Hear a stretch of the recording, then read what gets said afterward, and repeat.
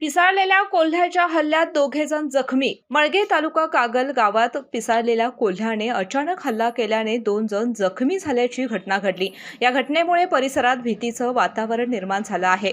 मिळालेल्या माहितीनुसार मळगे येथील 2 जण शेतात वैरण काढण्यासाठी गेले असताना पाठीमागून आलेल्या पिसाळलेल्या कोल्ह्याने त्यांच्यावर अचानक झडप घालत हल्ला केला. या हल्ल्यामध्ये दोघे जखमी झाले असून त्यामध्ये एका महिलेचाही समावेश आहे. जखमींना तातडीने मुरगुड येथील ग्रामीण रुग्णालयात दाखल करण्यात आले. दोघांचीही प्रकृती स्थिर असून त्यांच्यावर उपचार सुरू असल्याची माहिती वैद्यकीय सूत्रांकडून मिळाली. दरम्यान ग्रामस्थांनी आरडाओरडा करून कोल्ह्याला हुसकावून लावल्याने तो तेथून पळून गेला. मात्र संबंधित कोल्हा अद्याप सापडलेला नसल्याने ग्रामस्थांनी सतर्क राहावे, एकटे शेतात किंवा मोकळ्या परिसरात जाणे टाळावे, तसेच वन्य प्राणी आढळल्यास तात्काळ प्रशासनाला माहिती द्यावी असे आवाहन करण्यात आले आहे.